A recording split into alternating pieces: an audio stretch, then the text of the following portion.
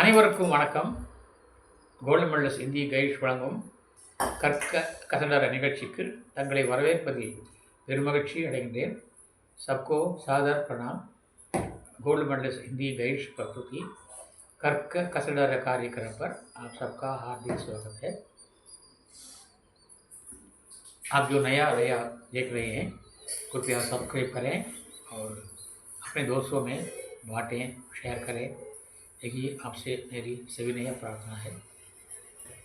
कल हमने चंद्र शास्त्र के बारे में पढ़ा था.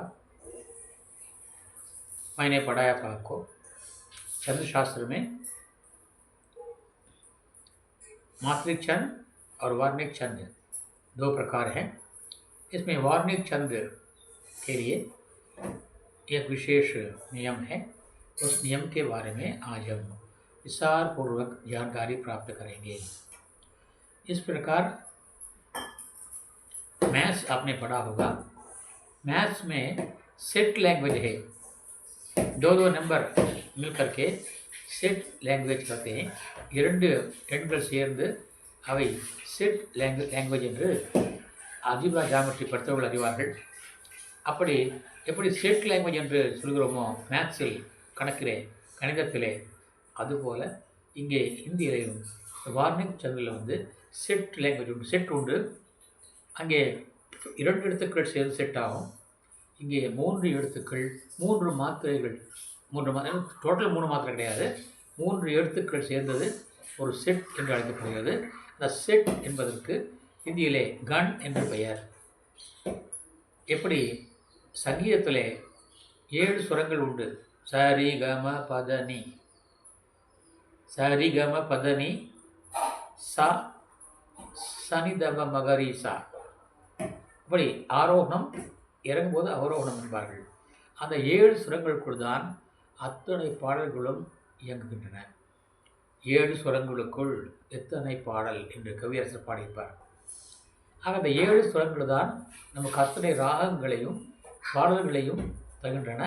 அதுபோல் இங்கே 8 கணங்கள் தான் நமக்கு நிறைய கவிதைகளை तगड़ अगर 8 गण होते हैं.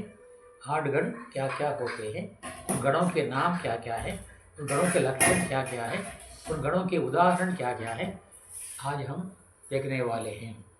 இந்த 8 கண் சொல்கிறோம்லவா, முதலாவது கண் யகன் என்பார். யகன். ரெண்டாவது கண் மகன். மூன்றாவது தகன். நான்காவது ரகன். ஐந்தாவது ஜெகன். ஆறாவது பகன். ஏழாவது நகன். எட்டாவது சகன். நீங்கள் போர்டிலே பாருங்கள். நான் 8 கண் எழுதியிருப்பேன். யகன், மகன், தகன், ரகன், ஜெகன், பகன், நகன், சகன். இந்த 8 கண். சரி, முதலில் பார்ப்போம்.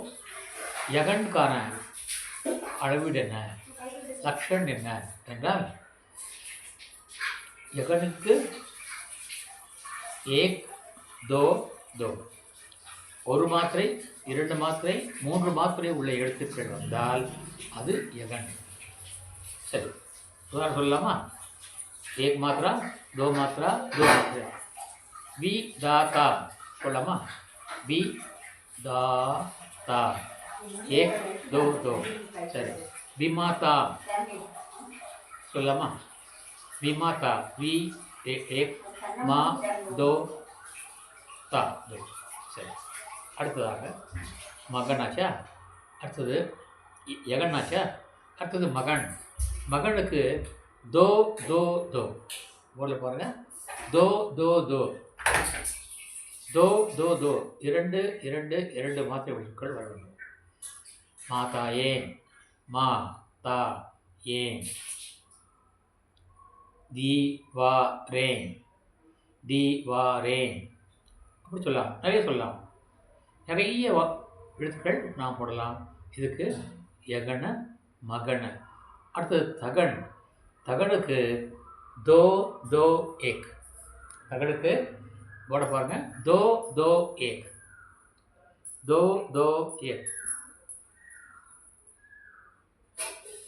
दो दो एक. नाराज, नाराज, नाराज, नाराज. அடுத்தது ரகன். ரகனுக்கு दो एक दो, दो एक दो. नीलिमा, नीलिमा. गीतिका, गीतिका. राधिका, राधिका. இப்படி அடுத்ததாக ஜெகன். ஜெகனுக்கு एक दो एक. कमाल. जवान, जवान, जवान. लगान, लगाम. நிறைய வார்த்தைகள் சொல்லலாம். அடுத்தது ஜெகனுக்கு அப்புறம் பகன். பகனுக்கு दो एक एक. रामचरित मानस, मानस. माँ एक, माँ दो, ना एक, सा एक. मानस, भानस. இங்கே என்ன போட்டிருக்காங்க? कीमत போட்டிருக்கேன். कीमत. அடுத்தது நகன்.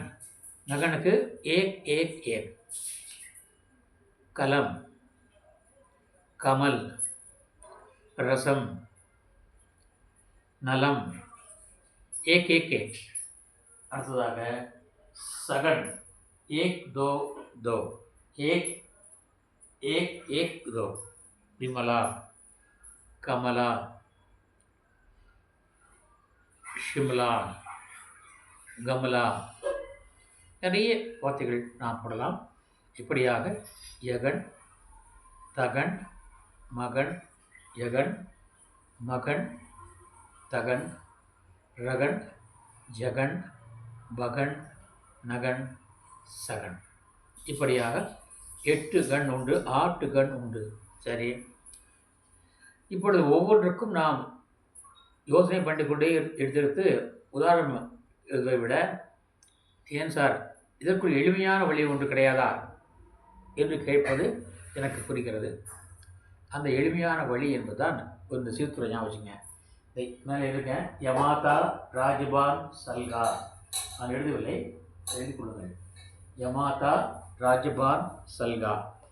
ய மா தா ராஜ பா ந ச ல கா.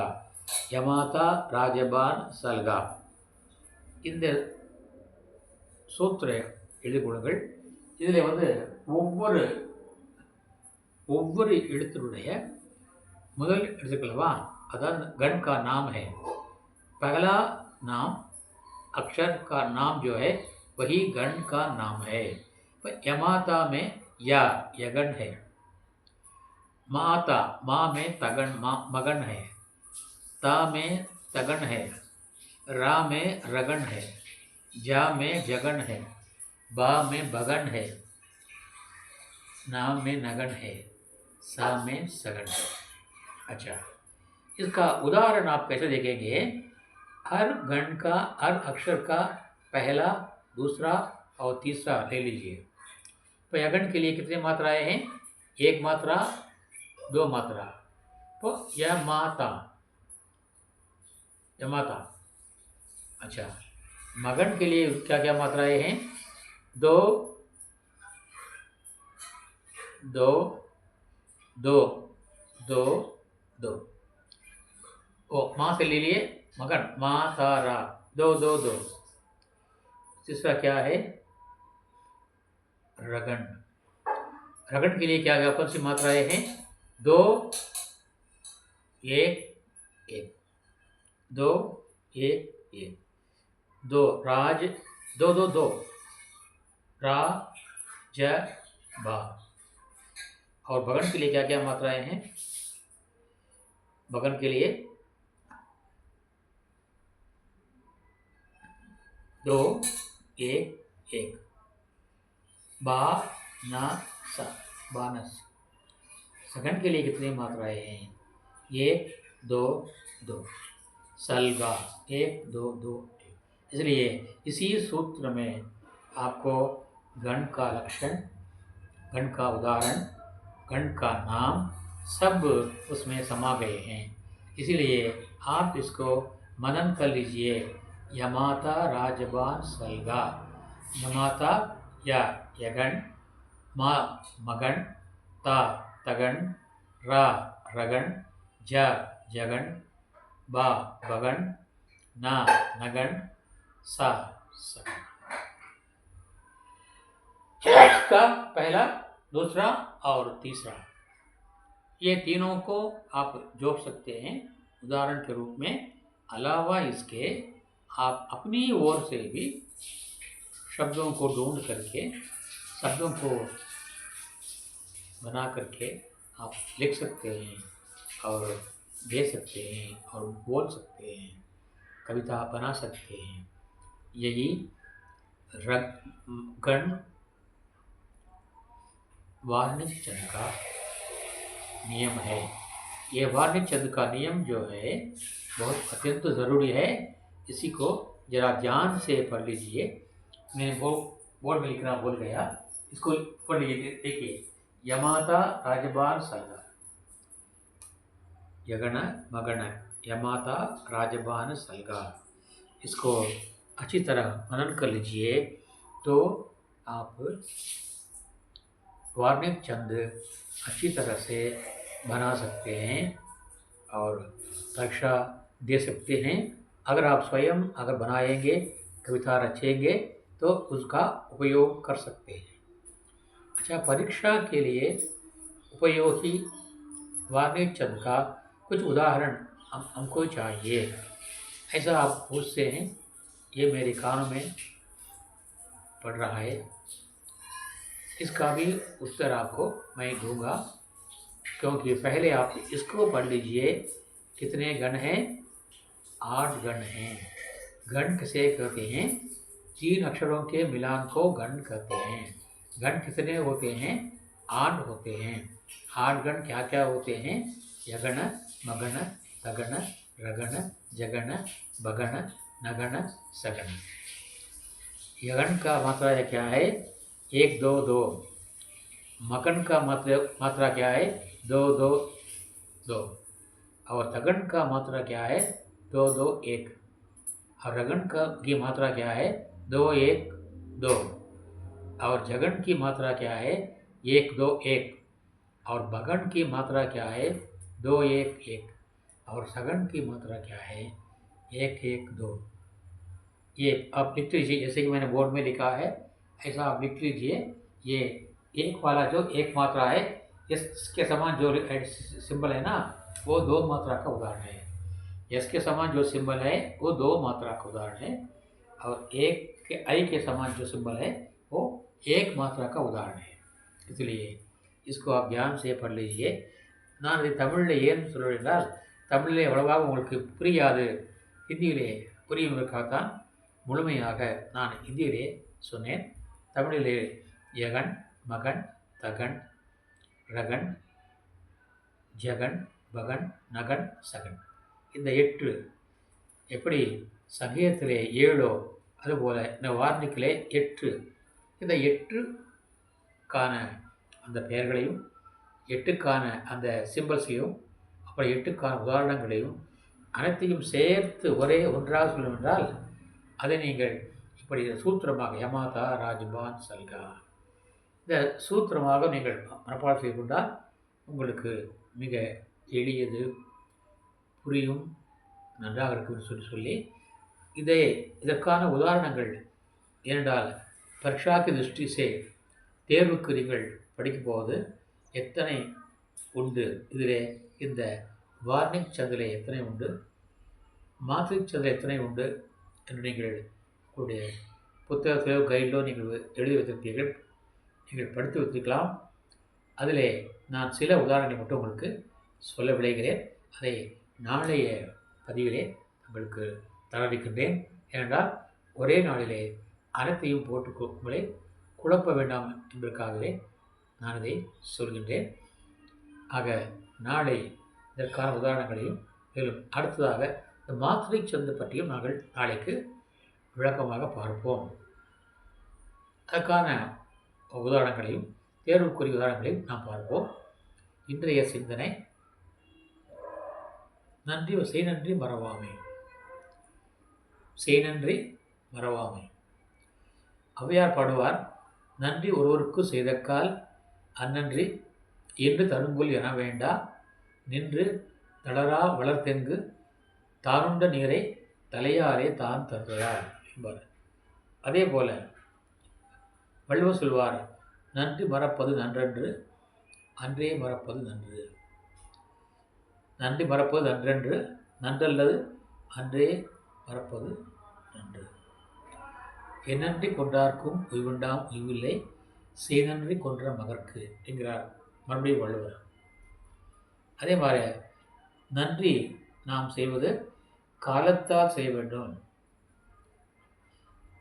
காலத்தினால் நன்றி செய்திடணும், ஞானத்திலும் மான பெறுகிறார் வள்ளுவர். அதே சொல்கிறார், நாம் உதவுவது அந்த இன் டைம் சொல்கிறாங்களே, அது செய்யணும். எங்கள் ஊரில் ஒரு ப்ராசஸிங் மில் இருக்கிறது. அதுக்கு பேரே தெரியுமா? In time processing mill. திருப்பி வச்சுங்க பாருங்க அழகா. இன் டைம் ப்ராசஸிங் மில் என்று அவர்கள் பெயர் வைத்திருக்கிறார்கள். அப்படி எதை செய்தாலும் இன் டைம் செய்கிறது நல்லது. ஹெல்ப் பண்ணுறப்பா, நாளைக்கு பண்ணுறேன், அடுத்த மாதம் பண்ணுறேன் சொல்லக்கூடாது. உடனே செய்ய வேண்டும். துரத்தான் மகாதான் என்பார்கள் இந்தியிலே. அதே கவிதா சொல்கிறார், காலுக்கரை ஸோ ஆஜுக்கர், ஆஜுக்கரை ஸோ அம்பு. நாளை செய்ய வேணுமா, அது இன்று செய். என்ன செய்ய வேணுமா, அதை இப்பொழுது செய். காலுக்கரை ஸோ ஆஜுக்கர், ஆஜுக்கரை ஸோ அம்பு. கியோம் பல்மே பல்லை பொய்கா. ஒரு செகண்டில் பிரளயம் வந்துடும். நீங்கள் பார்த்துருப்பீர்கள், 24 ஆண்டுகளுக்கு முன்னால் சுனாமி வந்தது. நீங்கள் பார்த்துருப்பீர்கள் அல்லவா? சுனாமி யார் எதிர்பார்த்தார்கள்? உரை கொண்டவர்களாக அப்படியே அடித்து செல்லப்பட்டார்கள் இல்லவா? அது ஒரு செகண்டில் வந்துடும். பல்மே பல்லை ஒய்கா பகுடி கரைகா கம்பு. எப்போ நாம் செய்ய போகிறோம்? நல்ல காரியத்தை தள்ளிப்படாதீங்க என்பார்கள் பெரியவர்கள். பல்மே பல்லை பொய்கா. ஒரு செகண்டில் பிரளயம் வந்துடும், சுனாமி வந்துடும். பௌரி கரைகா கம்பு நீ எப்படி செய்ய போகிற? அதே போல் ரஹீம் சொல்வார், தீபோ அவசர் கோ பலோ ஜாசோ சுதரை காம். दीवो अवसर को भलो जासो सुधरे काम. केती सूखे भरसिबो घन को कोने काम. கேத்தி சூக்கே பர்சிபோ கன்கோ கோனை காம். நாம் கொடுப்பது இன் டைம் தரணும். எப்பொழுது தேவையோ அப்பொழுது தர வேண்டும். ஒரு நெய்பர் வராரு, ஐயா பையன் உடம்பு சொல்லிங்க, அர்ஜென்ட் ஹாஸ்பிட்டல் எடுத்து போகணும், இல்லை ரொம்ப சீரியஸாக இருக்கான், எனக்கு கொஞ்சம் ஹெல்ப் பண்ணுங்கள், கொஞ்சம் பணம் கொடுங்க என்று கேட்டால், அப்படியா சரி நீ அடுத்த வாரம் வா என்று சொல்லக்கூடாது. அப்படியா இந்த பணம் எடுத்துக்கொண்டு போங்கள், இன்னும் வேணால் தர உனக்கு, முதல்ல குழந்தையை பாருங்கள் என்று சொல்ல வேண்டும். அந்த சமயம் பார்த்து தருவதுதான் சிறந்தது. தீபோ அவசரக்கோ பலோ ஜாசோ. அதனால் சுதரை காம், வேலைகள்லாம் திருந்தும், நம்முடைய வேலையாகும். உதாரணமாக கேத்தி சூக்கே பர்சிவோ, வயலெல்லாம் காய்ந்து கிடக்கிறது, அறுவடை செய்து முடித்தாகிவிட்டது. அப்பொழுது மழை பெய்தால் அந்த மழைக்கு என்ன பிரயோஜனம்? கன்கோ கோனை காம், கண்ணாம் பாதல். அங்கே மேகத்துக்கு என்ன வரைங்க? பயிர் நட்டிருக்கின்ற பொழுது நீங்கள் மழை பெய்தால் அது சிறந்தது, அந்த வயலுக்கு உகந்தது. காய்ந்து போன போது மழை பெய்தால் என்ன லாபம் அதில்? அதான் கேத்தி सूखे बरसिबो घन को खाने का. जब खेत सूख गया है उस समय पानी के बरसने से क्या लाभ है? वहाँ बादल का क्या काम है? वहाँ बारिश का क्या काम है? इसलिए दीबो अवसर को बोलो जासो सुधरे काम. கேத்தி சூக்கே பர்சிபோ கன்கோ கோனை காம். அதுபோல் நாம் எதை செய்தாலும் இன் டைம் செய்யணும். எப்பொழுது தேவையோ அப்பொழுது செய்யணும். பசிக்கும் பொழுது தான் நாம் உணவு தரணும். பசிக்காமல் இருக்கின்ற போது வா சோறு போடுறேன் என்று நாம் அழைப்பதில் எந்த பிரயோஜனம் கிடையாது. பசித்த வயிற்றில் உணவு தெய்வம், பாலைவனத்தில்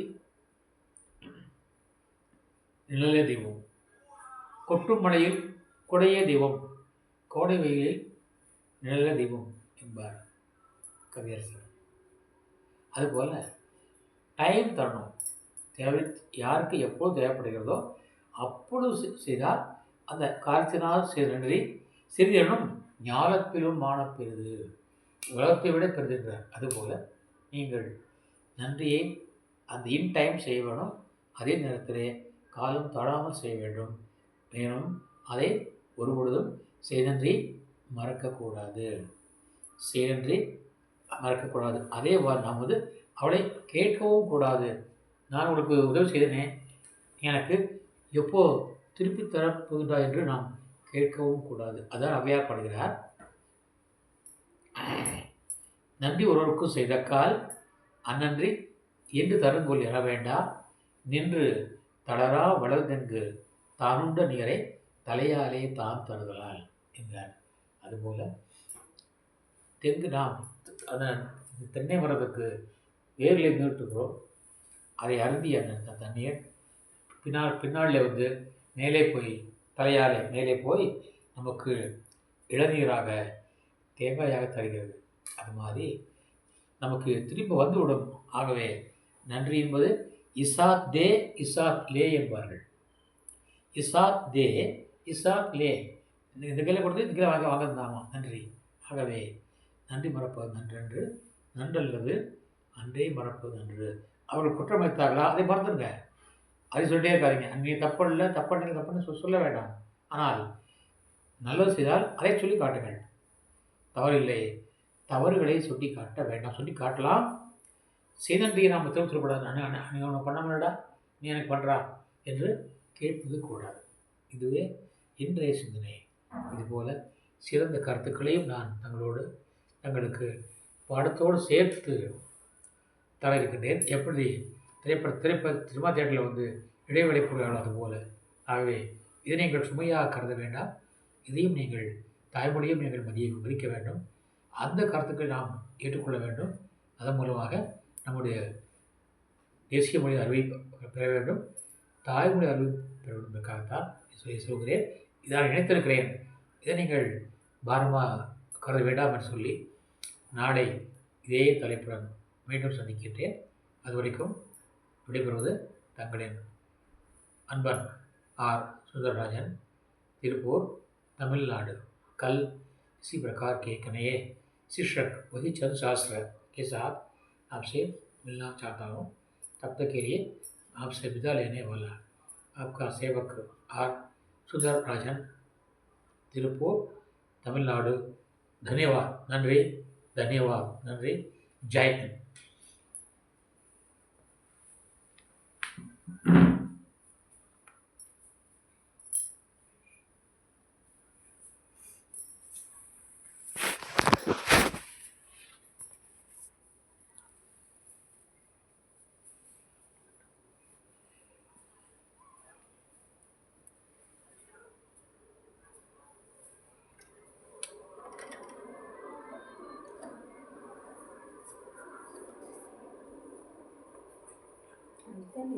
കാണാം.